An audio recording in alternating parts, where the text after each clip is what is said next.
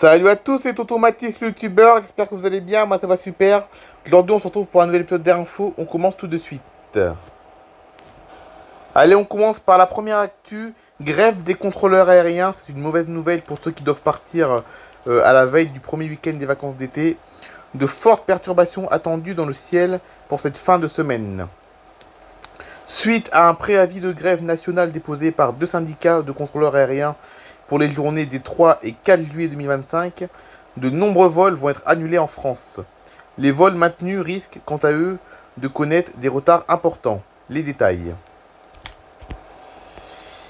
Y a-t-il un contrôleur aérien dans la tour? Non, ce n'est pas un remake du film réalisé par les frères Zucker en 1980, mais bel et bien la question qui se pose pour cette fin de semaine en France, pour tous ceux qui prennent l'avion.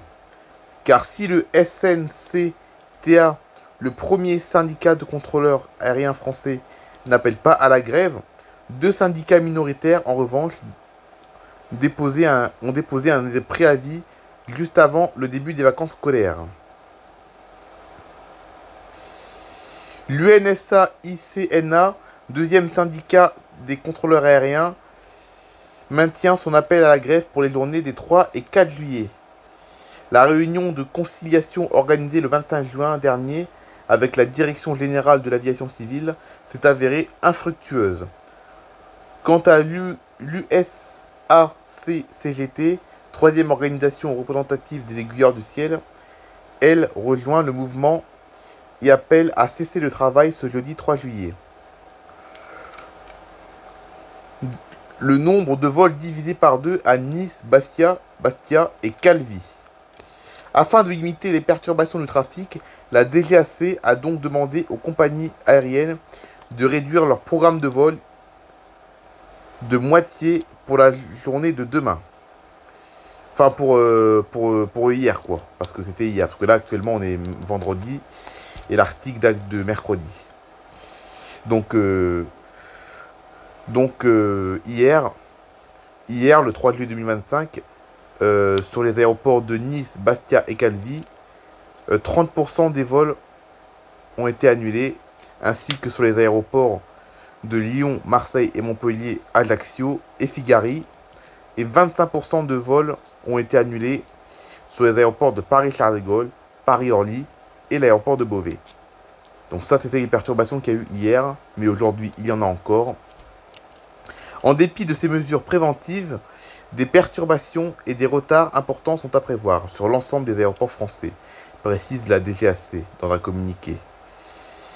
Concernant la journée d'aujourd'hui, ça nous intéresse plus car c'est aujourd'hui, les aménagements de programmes de vol seront communiqués, ah oui, l'article date de la semaine dernière, enfin date de mardi en fait.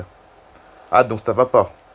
Ça ne va pas, je vais pas pouvoir finir l'article parce que cet article n'est plus d'actualité, mais au moins on a connu les perturbations qui ont eu lieu hier au moins. Voilà. Donc hier, il y a eu 30% des vols annulés hier.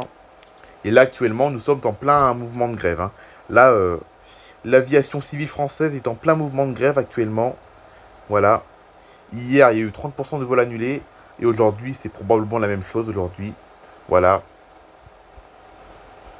Allez, deuxième actu, Etihad remplace l'A350 par un A380 pour relier Toronto, donc au départ d'Abu Dhabi, et augmente ses capacités d'un tiers. Etihad Airways, la compagnie aérienne nationale des Émirats Arabes Unis, a commencé à exploiter son emblématique Airbus A380 sur son vol quotidien.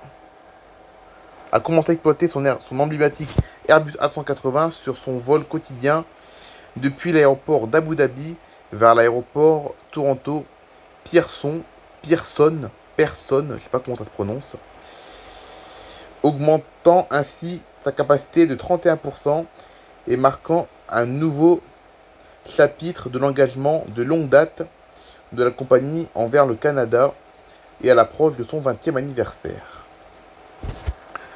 Le célèbre grand oiseau d'Etihad a été accueilli par un salut au canon à eau à l'aéroport international Pearson de Toronto le mardi 24 juin. Ce service amélioré, introduit pour la toute première fois l'A380, l'avion phare d'Etihad dans le ciel canadien. Cela comprend les First Apartments primés de la compagnie et la seule suite aérienne de 3 pièces au monde, The Residence, offrant une expérience de vol exceptionnelle aux passagers sur la ligne entre l'aéroport international Zayed de Abu Dhabi et l'aéroport Pearson ou Pearson, je ne sais pas comment on prononce, de Toronto. Cette capacité accrue répond à la forte demande de voyages entre les Émirats arabes unis et le Canada, notamment pour les voyages d'affaires, de loisirs, de visites à des amis et à la famille. Nous sommes fiers de présenter l'A380 et d'offrir aux passagers voyageant entre Abu Dhabi et le Canada une nouvelle expérience de voyage extraordinaire avec Etihad. Toronto est un pilier de notre réseau nord-américain depuis 2005, année où nous sommes devenus la première compagnie aérienne de la région du Golfe et à exploiter des vols vers le Canada. L'introduction de notre avion phare sur cette ligne reflète notre profond engagement envers le marché canadien, a déclaré Arik D, directeur des revenus et des affaires commerciales d'Etihad Airways.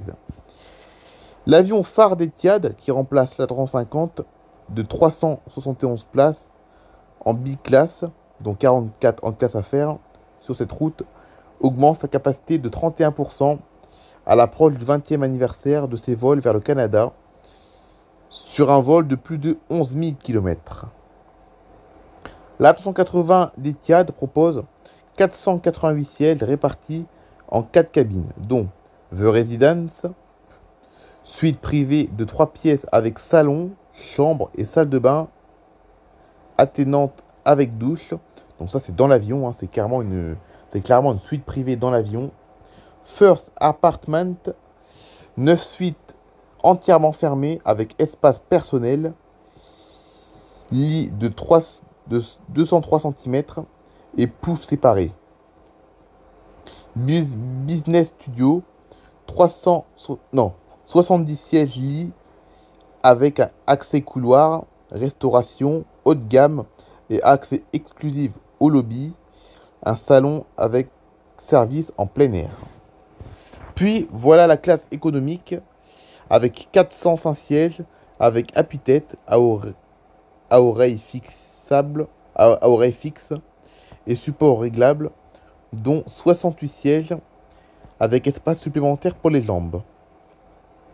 Les clients voyageant à destination ou en provenance du Canada via Abu Dhabi peuvent également profiter du programme d'escale d'Etihad avec des séjours hôteliers gratuits, stop-over, offrant une chance de découvrir les riches sites culturels de la capitale des Émirats arabes unis.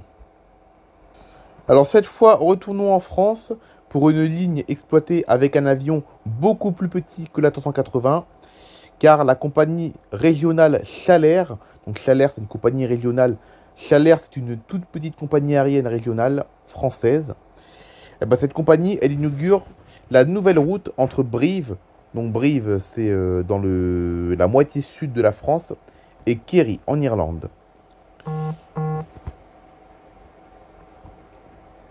L'aéroport Brive-Vallée de la Dordogne et la compagnie aérienne Chalair ont inauguré ce dimanche 29 juin une nouvelle ligne aérienne vers Kerry en Irlande.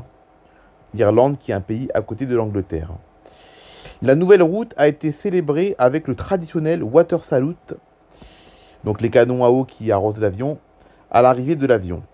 Les vols sont effectués avec un appareil de type ATR 72 avec 70 sièges et auront lieu tous les dimanches, du 29 juin au 14 septembre. Les vols CE 1977 partent de Brive à 9h25 pour une arrivée en terre irlandaise à 11h20. Les vols CE 1978 partent de Kerry à 12h, à midi quoi, et atterrissent à Brive à 15h55.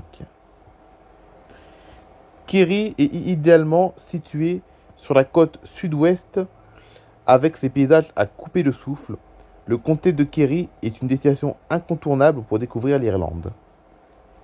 Chalair enrichit son programme en ouvrant une nouvelle destination originale, Kerry en Irlande, une région qui séduit par la beauté sauvage de sa côte atlantique et la chaleur de son accueil, a commandé Alain Battisti, président de Chalair. Avec cette nouvelle liaison vers le comté de Kerry, l'aéroport de Brive connecte directement la vallée de la Dordogne au paysage grandiose et à l'accueil chaleureux du sud-ouest irlandais. Une destination idéale pour s'évader, explorer et vivre une expérience authentique au départ de chez vous, s'est exprimé Julien Bouigny, président de l'aéroport de Brive. Chalair a par ailleurs renouvelé ses liaisons saisonnières vers Nice, Ajaccio et Bruxelles. Chalair opérera des vols vers Ajaccio et Nice entre le 28 juin et le 13 septembre, à raison d'un vol par semaine le samedi pour Ajaccio et le vendredi pour Nice, toujours donc au départ de Brive. Les réservations sont possibles sur le site internet www.chalair.fr ou sur le site internet de l'aéroport et en agence de voyage, physique ou en ligne, ou par téléphone au 08 92 700 499 service 40 centimes par minute plus prix d'un appel. Donc là, voici une image du vol inaugural entre l'Irlande et Brive. On voit bien l'avion qui est aspergé par les canons des pompiers. Voilà. Voilou, c'est la fin de cette vidéo. C'est la fin de cet épisode d'Air Info surtout. On se retrouve du coup demain pour le grand retour de la série Histoire Playmobil. Voilà. Demain, c'est enfin le retour de la série Histoire Playmobil. Ça fait très longtemps que je l'ai pas fait d'Histoire Playmobil. J'en ai fait qu'une au mois de juin d'ailleurs. Je l'ai fait qu'une histoire Playmobil au mois de juin d'ailleurs. Voilà. Donc là, demain, première histoire Playmobil du mois de juillet. Et on se retrouve du coup demain pour cette fameuse histoire. Allez, bye bye tout le monde. Passez un bon week-end et surtout de bonnes vacances pour ceux qui ont la chance d'être en vacances dès ce week-end. Allez, bye bye tout le monde.